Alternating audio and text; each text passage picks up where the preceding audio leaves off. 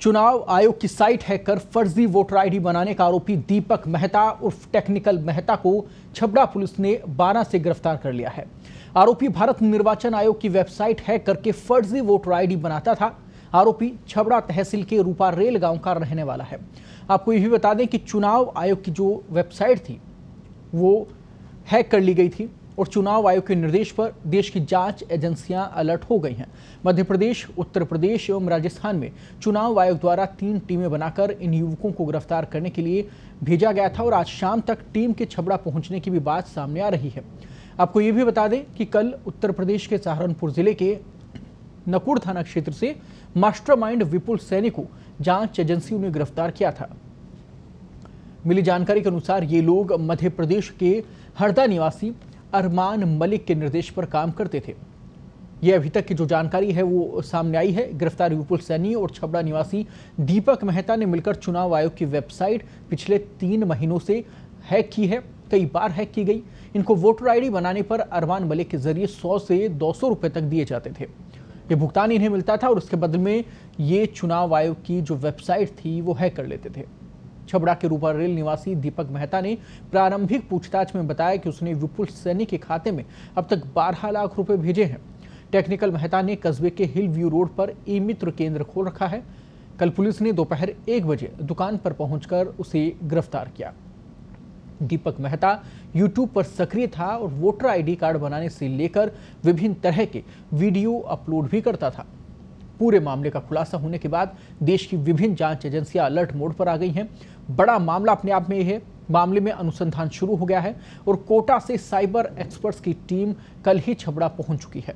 पूरे मामले की मॉनिटरिंग आईजी कोटा कर रहे हैं और पूरे मामले का खुलासा छबड़ा पुलिस देर शाम तक कर सकती है।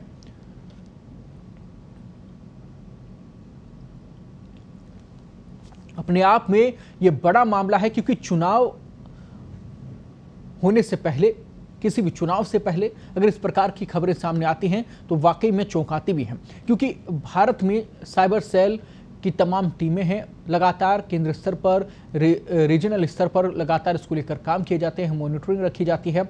उसके बावजूद भी अगर वेबसाइट हैक हो जाती है और वोटर आईडी फर्जी बन जाते हैं तो इससे बड़ी बात नहीं हो सकती। ये वाकई में बहुत बड़ा मामला है और इसमें और कितने लोग जुड़े हुए हैं, कितने लोगों का एक गिरोह है, आखिर तार कहां तक है, ये पूरा खुलासा होने के बाद में ही साफ हो पाएगा। ये भी सामने आ रहा है कि दिल्ली से ऑपरेट किया जाता था। वहां अरमान मलिक नाम का एक व्यक्ति इन्हें लगातार निर्देश देता था और उसी के इशारे पर ये लोग काम करते थे।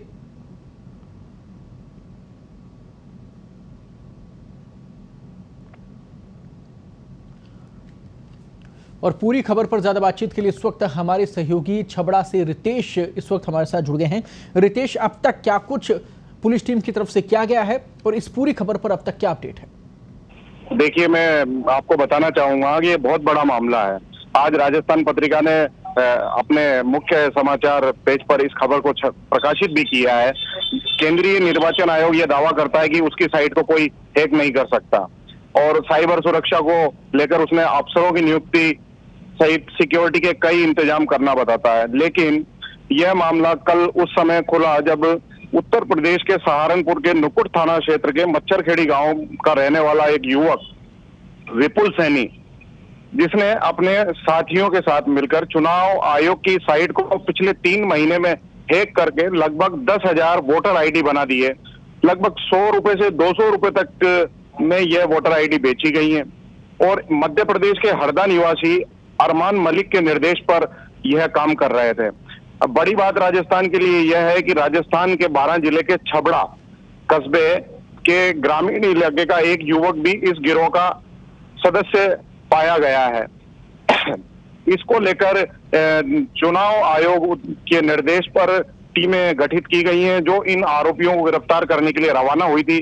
कल एक टीम यहाँ पर पहुंची है और यहाँ से इस दीपक मेहता, जिसका नाम आप सुनेंगे तो आप कहेंगे कि ये वास्तव में टेक्निकल मेहता के नाम से इसको लोग जानते थे। यूट्यूब पर लगातार अपने वीडियोस अपलोड करता था। यह विपुल सैनी के साथ मिला हुआ था और इसी के अकाउंट के जरिए पैसों का ट्रांसफर होता था।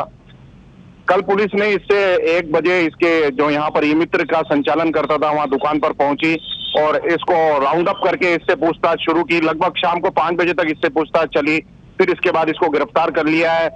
उत्तर प्रदेश से टीमें दिल्ली चुनाव आयोग के निर्देश के बाद जो 4 टीमें बनाई गई हैं अलग अलग स्टेट में रवाना हुई हैं। अभी कुछ देर में वो छबड़ा पहुंचने वाली हैं। युवक पुलिस की कस्टडी में है। पूछताछ के बाद बाकी के पूरे मामले का खुलासा हो सकेगा। बिल्कुल रितेश, लेकिन इतने बड़े लेवल पर अगर वेबसाइट हैक हो जाती है और लगभग 3 महीना, सिर्फ एक दिन या कुछ घंटों के लिए वेबसाइट हैक नहीं हुई थी, लगभग 3 महीने से लगातार ये लोग सेंधमारी उसमें कर रहे थे, लगातार बदलाव कर रहे थे, लगातार अपडेट उसमें से कर रहे थे। तो ऐसे में हमारी जो साइबर एक्सपर्ट टीम्स हैं, हमारी जो वो टीमें जिनके ऊपर लाखों करोड़ों रुपए वेतन के रूप में खर्च होता है, वो लोग क्या कर रहे थे? क्या किसी अधिकारी से आपकी बातचीत हो पाई कि इतने बड़े लेवल पर आखिर अनदेखी कैसे हुई? जी, ये बहुत बड़ा फेलियर है। आप बिल्कुल सही कह रहे हैं। अधिकारी कोई बात करने के लिए तैयार नहीं है। निर्वाचन आयोग बड़े बड़े दावे करता है कि उन्होंने इसकी साइबर सिक्योरिटी के लिए अफसर रख रखे हैं, किसी भी वोटर आईडी हैक नहीं की जा सकती है। लेकिन दीपक मेहता से जो पुलिस ने प्रारंभिक पूछताछ की है उसने जो बताया, सूत्रों से जो हमें जानकारी मिली है कि वो किसी भी व्यक्ति की अपने थंबर प्रिंट के जरिए वोटर आईडी निकाल सकता है। ये बहुत बड़ी बात है। अब इसमें चुनाव आयोग सहित देश की सभी जांच एजेंसियां एक्टिव हो गई हैं। पूरे मामले में बड़े खुलासे होने की संभावना है और यह भी सामने आया है कि विपुल सैनी और इनके 4 से 5 सदस्यों का यह गिरोह था। 60 लाख रुपए विपुल सैनी के अकाउंट से बरामद किए गए हैं कल। और यह भी छबड़ा के दीपक मेहता और टेक्निकल मेहता ने बताया है कि अभी तक वो 12 लाख रुपए अपने खाते से, जो 3 खाते हैं इसके, जिसको कल यहाँ पुलिस ने बैंकों में बंद करवा दिए हैं, ये विपुल सैनी के खाते में ट्रांसफर कर चुका है। बड़ा मामला है, बड़ा फेलियर है। बिल्कुल, भारत के अगर आप नागरिक हैं और आप किस क्षेत्र से आते हैं, किस एरिया से आते हैं, ये अगर जानना हो तो सीधे तौर पर सबसे पहले आइडेंटिटी के रूप में वोटर आईडी का ही जिक्र आता है, जिसके जरिए आप वोट करते हैं, मतदान करते हैं। और इतने बड़े लेवल पर अगर उसमें फेलियर है तो ये वाकई में सोचने वाला विषय है कि देश के अंदर हम आईटी की बात जब करते हैं, 21वीं सदी की जब हम बात करते हैं, तो फिर हम लोग कहाँ हैं? और इतने बड़े लेवल पर इस प्रकार की गलती और चूक कैसे हो सकती है? मध्य प्रदेश और यूपी में जहां सामने आ रहा है कि वोटर आईडियां बनाई गई हैं, फर्जी वोटर आईडियां जिनके जरिए हो सकता है वोट भी हुए हों। रितेश, आपको क्या लगता है राजस्थान से कितनी आईडिया यहाँ पर बनी होंगी और क्या चुनाव के दौरान उनका भी प्रयोग किया गया और क्या वो सभी वोटर आईडियां फर्जी ही बनाई गई हैं, यानी कि व्यक्ति विशेष की जो वोटर आईडियां बनी हो सब तमाम लोग फर्जी हैं? सर, मैं आपको बताना चाहूंगा, प्रारंभिक जो जानकारियां मिली है राजस्थान पत्रिका को, इसमें मध्य प्रदेश के हरदा निवासी अरमान मलिक युवक है। इसके निर्देश पर ही ये साइबर एक्सपर्ट काम कर रहे थे। और निश्चित रूप से अगर वोटर आईडी निकाली जा रही है तो ये निश्चित रूप से फर्जी कामों के लिए ही उपयोग में लाया जाना स्वाभाविक है। अभी ये प्रारंभिक हमें जो जानकारियां मिल रही हैं, ये सूत्रों के माध्यम से मिल रही हैं। अभी तक पूरे मामले का खुलासा नहीं हुआ है। कल कोटा रेंज के आईजी ने वीडियो कॉन्फ्रेंस के जरिए गिरफ्तार युवक दीपक मेहता से बात करी है। टीमें रवाना हुई हैं। अभी 12 बजे तक दिल्ली से जो टीमें रवाना हुई हैं वो छबड़ा पहुंचने वाली हैं।